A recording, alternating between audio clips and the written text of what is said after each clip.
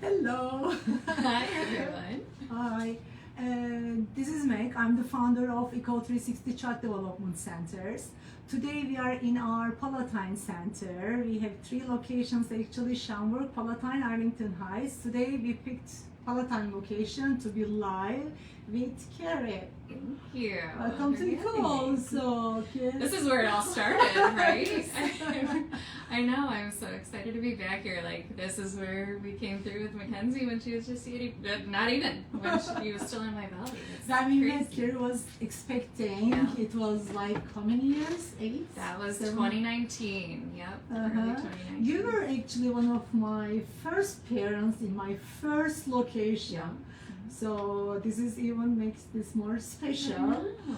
Today in our Ecole 360 corner, which is designed for our families to help them with their parenting skills or catch up the word with the kids. Today we will be talking about embarrassing differences. Yeah. With Kari. Kari has a very special story to tell you. And can you, Kari, tell us about your parenting journey a bit?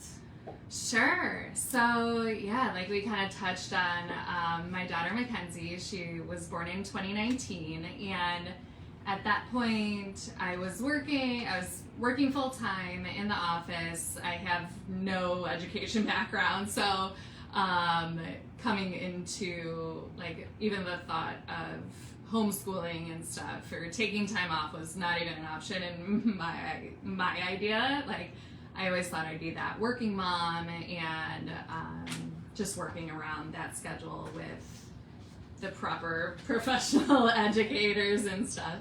And she was the first child. She was my first child. She is my first child. So yeah, when she was born, so when we found out we were pregnant, we were very excited, and my husband and I, we love to travel, and I think that kind of like leaned us in towards this way because I really liked the more multicultural aspect that you guys offered with your different programs and languages and things like that.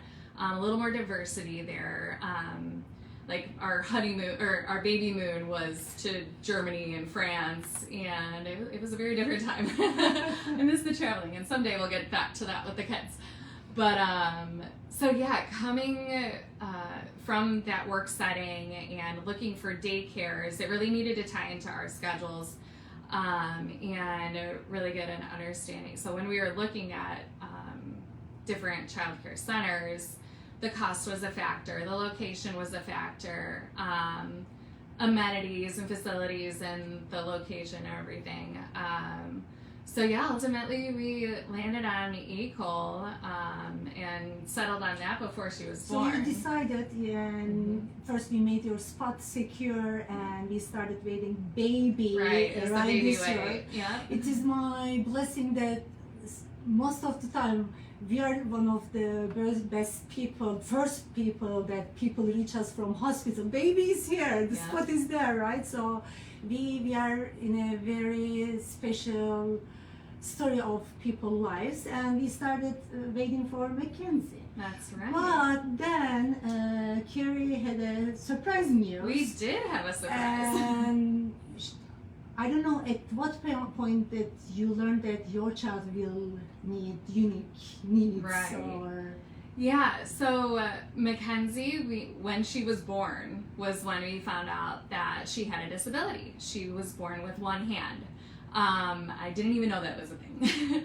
And now I know, like, through connection and research and everything, 1 in 1,900 people are born with a limb difference, whether that's upper, lower, multiple limbs.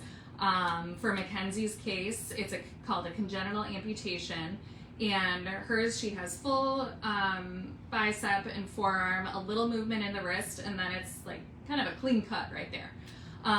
So for disabilities, in the disability world, I guess, there wasn't much that would be done from meeting with orthopedic surgeons. They weren't really they were like, we're not going to put a finger or like your toenail or your toe onto her hand. I was like, I didn't even know that was a thing.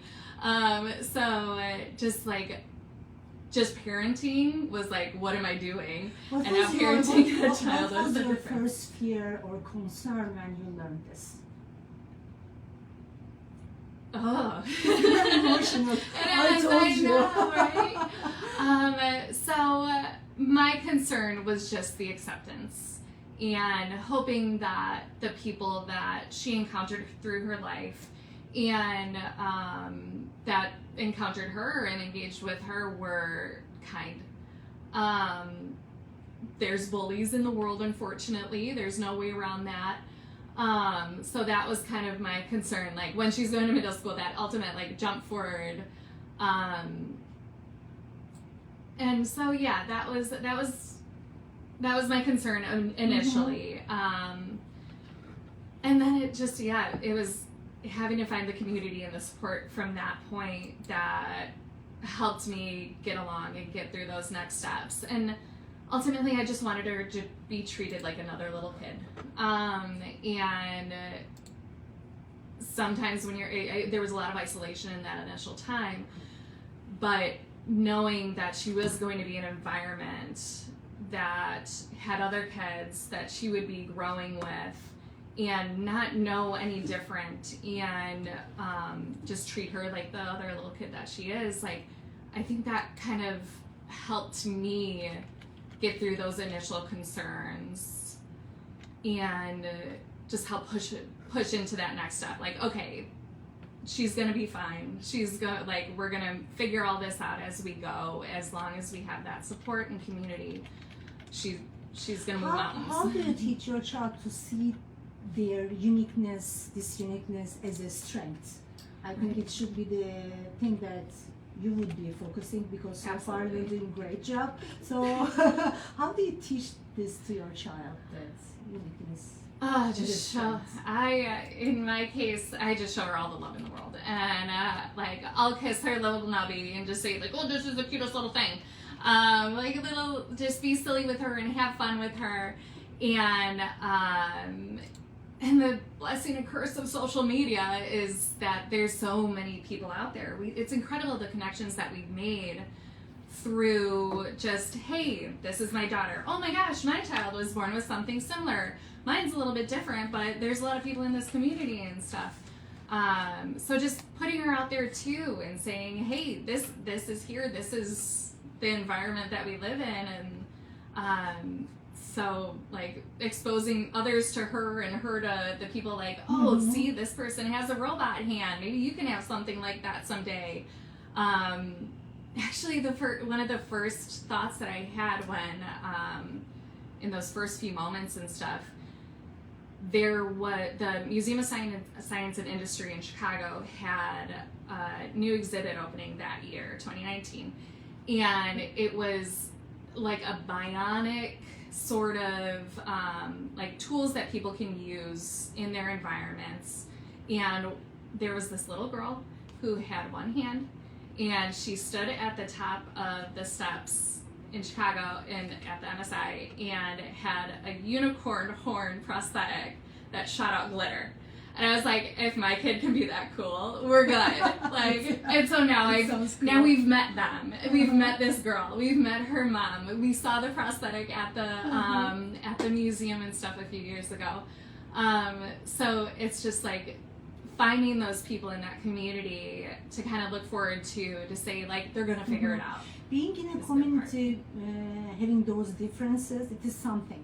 But also being in a community and handling questions or curiosity from other children or adults.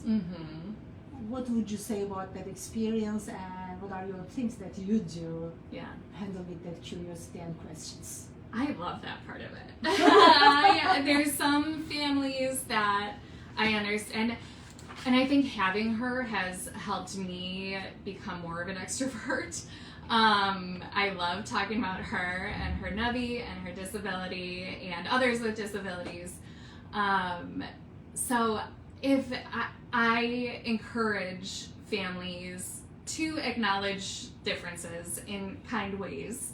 I love finding a child who is seeing her, doesn't quite understand, and I'm the kind of mom that's gonna get down to the ground. I was like, hey, do you see something a little curious that you've never seen before? You even trigger. I do. I do. Love it. I love it. And especially when she was so young and couldn't speak up for herself, I wanted to kind of give her that script going into it, that she's hearing me say positive things about it, so she understands that it's positive, because it is. And having other children and parents see the positivity in her uniqueness, because it was hard the times when a child would stare or point and a parent would shoo them away, like, don't talk about it. And it's like, no, let's talk about it. Like, this is the community we live in. This isn't going to be the first child that they see with a disability. They're going to encounter a lot of people, and if you're shying them away from that, you're missing out on so many opportunities for future friends and just like great encounters. Like, so let's talk. Like, I love that you bring all this positive approach to this, and let's go back to your first day at Ecole, or when you learned this. Right. Did you ever think that, oh, she shouldn't go to a daycare school, or how was your experience for first day? What were those mixed feelings?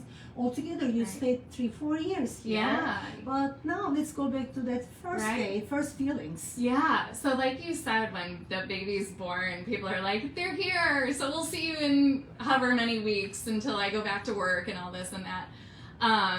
And I know when I reached out to you that I was like, hey, so we're dealing with something a little more than just, I'm sure, the typical child that you've dealt with. And you guys were just amazing, and just the embrace and everything that you provided me in those first few years, it was so necessary. And it was like, I don't have to do this alone. And because I don't know what I'm doing. I'm a new mom. I can read all the books, I can watch the videos, but having the professionals there that were like, oh, well, you can try this and you can try that. And even I know early on it was like looking into early intervention and the therapy services that come along with that. And you said, we have a space here if the therapists need to come here and work with the child. This is one of the unique things with our center. So we always accept therapists. We let them spend some time in the classroom, observe the child, and come up with a better plan, and work them as partners for these differences, or for the support families or kids' needs. Yeah. And so knowing that was very helpful to me. Unfortunately, we were denied services because they said that she did not need them. So she was meeting all of her milestones at 3 months, 6 months, and I didn't know that I could get reevaluated. So that was a hard thing too. And so that's part of like just having an understanding of that system that I just wasn't sure on. That journey is never easy. It isn't. That's why maybe it is the big thing that you should feel that you are surrounded with the people, with the institutions, with the schools that are helping you understand that uniqueness, those differences. Yeah. Any specific examples that you remember back then, that with the classmates, with the teachers, with that with the program? So I loved her classroom. Like, and they're just such little. Few minutes ago we were talking about her baby teacher, infant teacher, which we never forget. I know. The first teachers were just so incredible, and what I loved, like, I could still. Well, there's no video, just I could follow around with everything that was going on throughout our day because they were always posting pictures, and it was actually like I think it was like 5 months in, and I was on my first work trip. And I'm getting these pictures, like, miss you, mommy. And I was like, oh my God. You were crying there, we were crying here. Oh, yeah. That was so tough. And actually, that was a big shift for me because when I came back to work, my company had been acquired by another company, so it had completely changed. And that was our first conference. And I was like, I don't want to be doing this anymore. And so I But actually changed jobs at that It's point. a regular mom feeling or Right, parenting, I yeah. would say. It's Yeah. never easy, especially first day or first child. It's never easy. Right. We have all same feelings. I have two kids. They are now, Yeah. you know, one teenager, one 9-year-old, but that parent feeling is always there, Yes. Kari. Yeah. Mhm. So just being like seeing her in her classroom, and what was cool is it was like a little microcosm of our world where there were so many different nationalities and different ages and everything. Well, different ages, but that I think 6 months and under, and those in the first things. And so, yeah, like I said, it's like a microcosm of the world where it's just like all these little humans are here together, and it's beautiful because they don't know what's going on, and they're just so innocent. And yes, there's tears. Yes, there's So there is everything, but one of our biggest vision is diversity. We believe diversity, and we always tell when families, potential families come for the tours, life is up and down, and we have seen that one day we woke up with COVID, and most of the world didn't know what is next, what we need to do. That's why I believe schools, people now adjust the needs of the families or changing world. I see it as a big strength at Ecole, and what you're saying is making me really happy because life is changing. Every family is different, or there might be unexpected situations in our life. That's why we need to create this community, give the best support to each other. Yeah. Not only kids, I would say families too. Sometimes we have more emotional moments than the kids. I'm always telling the transition of a child, it is the easy piece. I was just talking with my friends today. They were like, does the crying and the whining stop? And I was like, there's a little less of it, but some of it's still coming from me. Like, let's be honest. They're probably on here right now. Hi, her friends. And now I'll ask some advice to parents of children with disabilities who are worried about finding the right school, environment, community. Right. What advice would you give?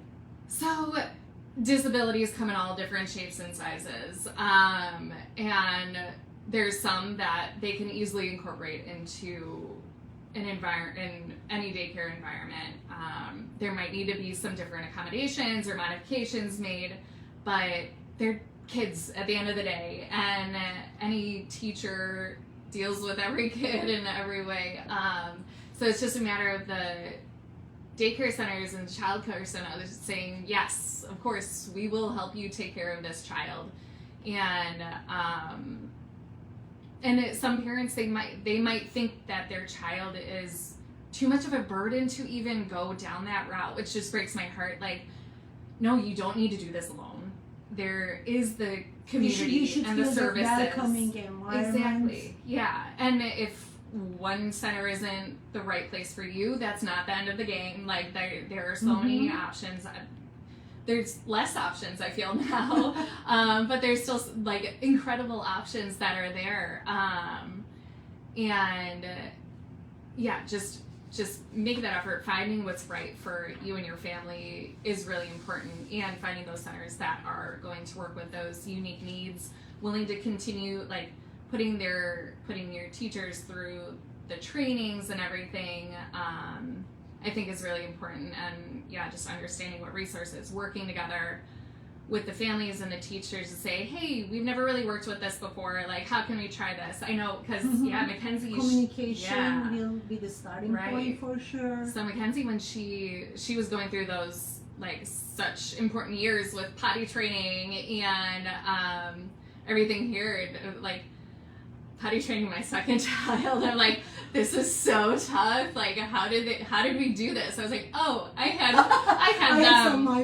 other people helping with that.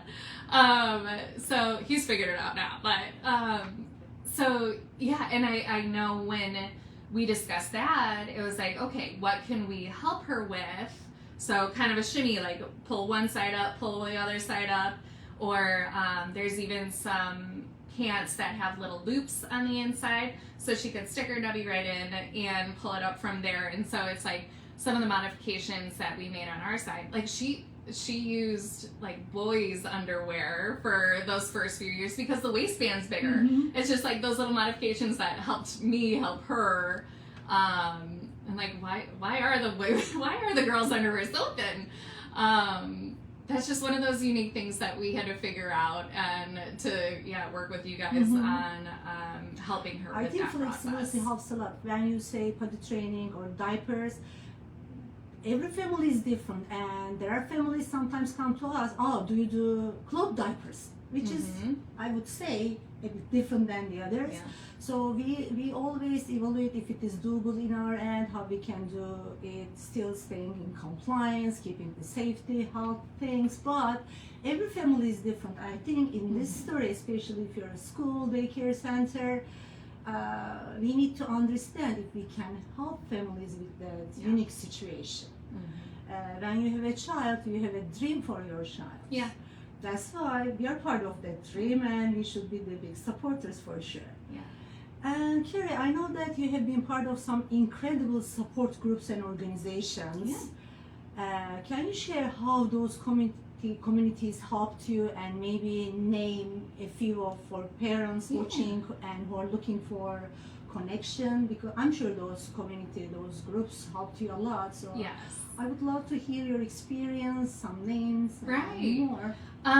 So locally we've gotten really involved with some organizations like GLASA, Great Lakes Adaptive Sport Association, and what they do is they provide 20 different sports for people with physical and visual impairments. It's kind of like a partner to some of the Special Olympics programs and things like that. I've been a swim coach. I coach for Reach Aquatics locally. We swim out of Conant High School, and I've been coaching with them for 10 years now. And when Mackenzie was born, I was like, there's this whole other world to swimming that I really hadn't paid attention to previously. So I found GLASA. They run out of Lake Forest, Illinois, and so I've gotten really involved with them, and I run their swim programs, Learn to Swim, and competition groups and stuff. And so that's been really cool, just meeting the families and understanding the process of going through the para side of sport. Like, I was a swimmer, I loved sports, and it was never like, oh, well, my child can't do this. Like, of course she's going to, and we're going to figure it out.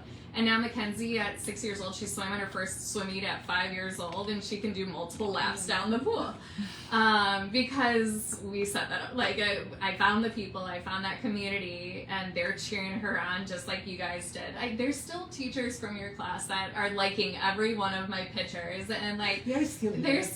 Probably. Yes. Was born, so it's like just the cheerleaders that have come in through our world is incredible. But the sport organizations that are there, actually earlier today I met with the City of Support. They have Generosity Toy Shop. It's like a resale toy shop in Arlington Heights. And they provide support for families with that are utilizing therapies, so your PT, your OT, speech, and I was like, I don't know, like, I feel like I know a lot. I didn't even know about that. They've been around for like a decade. There's always more. So it's like finding those communities and stuff is huge. And now since we were here, we've moved. So this location wasn't much of an option anymore. But even then, so I had lost my job when I was pregnant with my second child, but it was like, I don't want to pull her out. I want her to continue on. Like, I was home, but we still kept her in for another year. And you guys helped us out with just like, okay, we're gonna, like, budget-wise, we're gonna drop it down to 3 days a week, 2 days a week, and just knowing that she was still getting those social interactions was huge, and we didn't want to take that away from her. And by that time, she was then going to be moving into a preschool program through the Park District and everything. But it was like I didn't want her to leave, and I didn't want to leave the community and everything. When you get the support, I mean, it's you need to. It's not easy to find those communities that is gonna support your child, your family, and you need to stick with that. I wanted it, so with with me kind of not working the way that I was working, I'm not one to just sit still. And so I ended up finding Macaroni KID, and there was a publisher spot open for this community. So now I run Macaroni KID Schaumburg, and that is another one of my passion projects. It is the project that I always love because you reach families and you show them what's happening locally, what are the best options for their children, and as families we need those resources, and I think you do a great job. I really appreciate that you do that. Yeah. And since we are Facebook Live, are there any communities or any moms group through Facebook for the kids, for the moms or for the parents with disabilities, children with disabilities? Any groups that you can specify? Yeah, there are, there's a number of groups, and there's a lot that are very specific to the disabilities. So a lot of my, the immediate families that I've connected with, we connected through the Lucky Finn Project and some of their Facebook groups. Lucky Finn, think like Finding Nemo and his little Lucky Finn. So Mackenzie, like we say, she has her little Lucky Finn.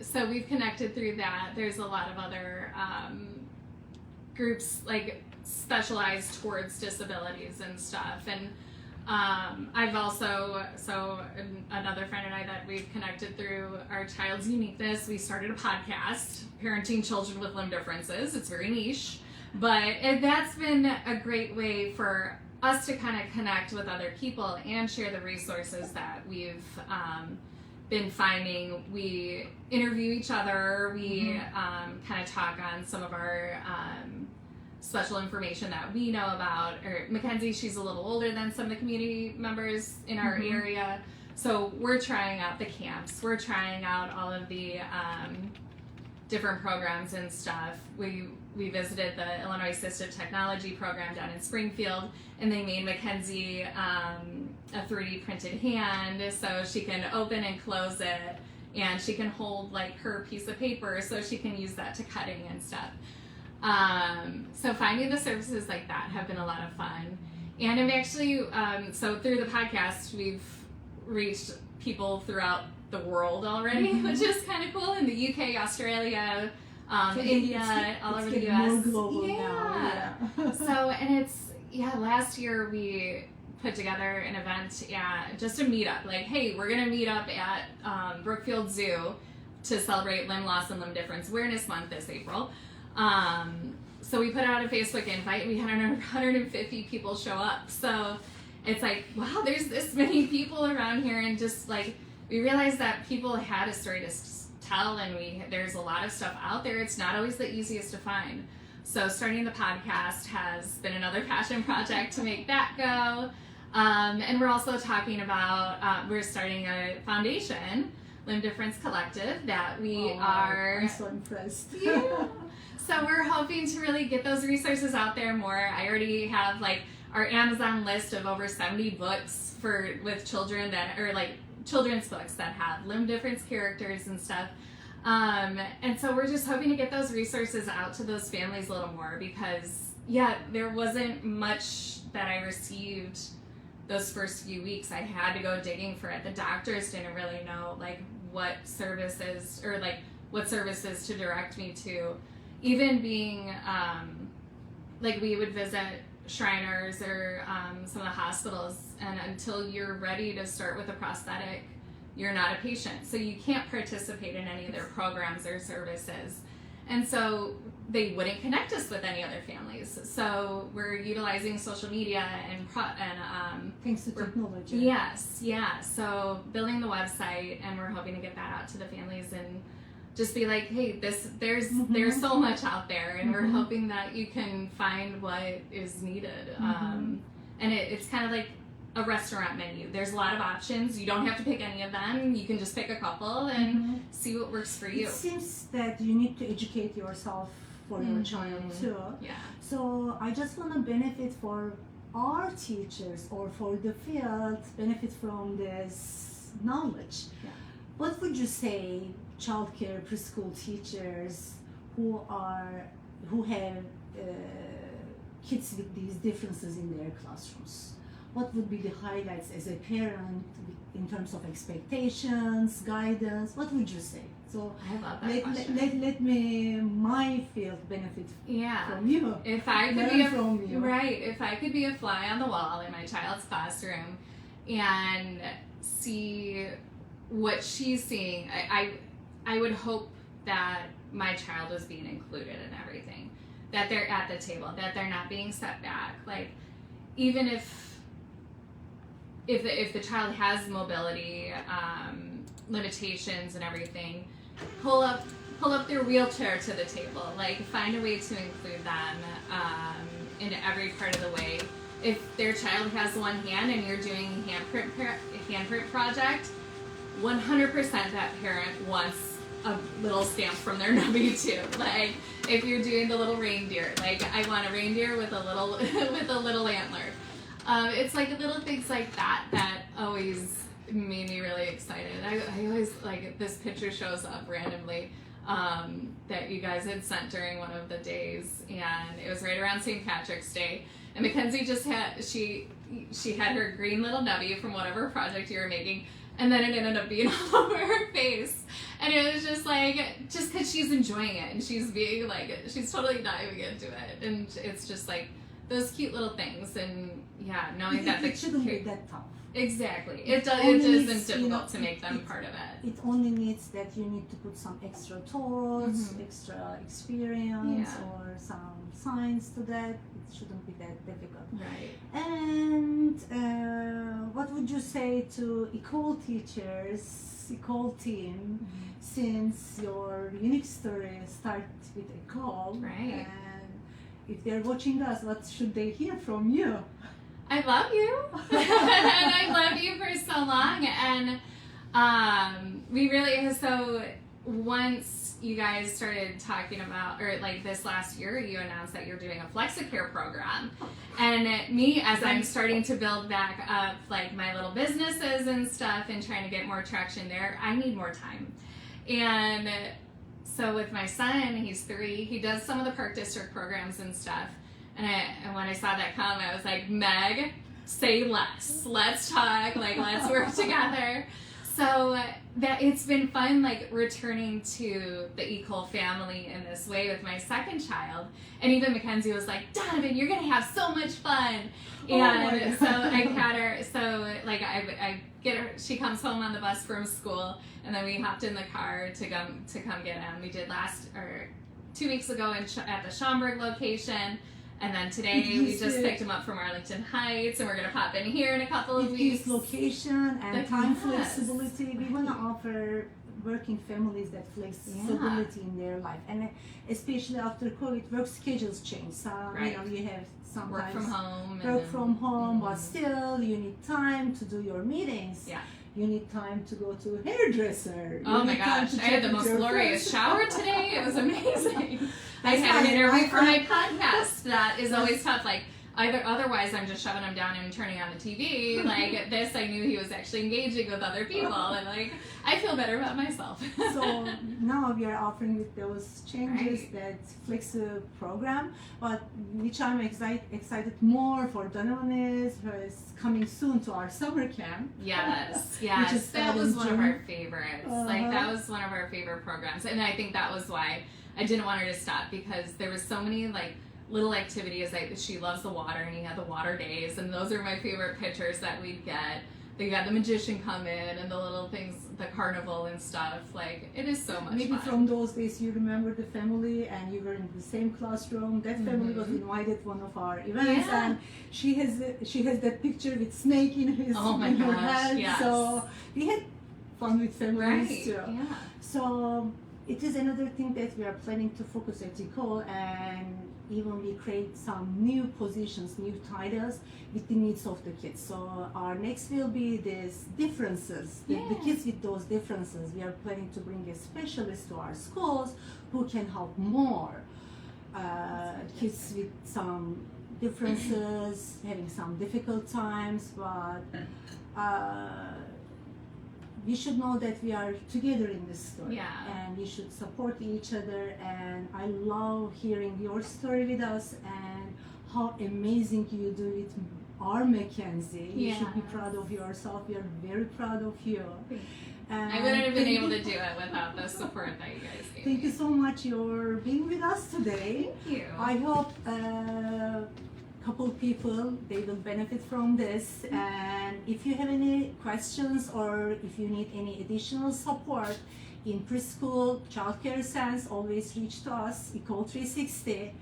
Kari is here, and if they have something, can you tell us how they can reach you or how they can watch your podcast? Which hat? Which hat? So, yeah. So I think social media is the best. I've been sharing about this all week about like on my different platforms because I have the Macaroni KID Schaumburg. My personal page is Treated K. And we also have a podcast platform, so that's PCWLD podcast. So yeah, that's. Feel free to get in touch. I love talking about Mackenzie and our family and all the fun stuff. Like with Macaroni KID, like I'm gonna leave you with our summer bucket list, which is like all of the days with the like any of the fireworks and parades and food trucks. And there's just so much going on this summer, and I'm filling up my calendar so nobody else has to have 60 pages open on their website or on their computer. Like I did it for you. So definitely check out our calendar there. I'm hoping to plan some meetups and stuff. So yeah, hope to see the community out there and joining us with a few different things this summer. If you want to reach us, as you can recall, we have 3 locations: Palatine, Schaumburg, Arlington Heights. And again, I'm excited to say that our 4th location with a new brand is coming in Naperville area, Joy of Learning. So reach us and let us be part of your story. Thank you so much. And hi Mackenzie, hi Donovan. Thank you. Bye.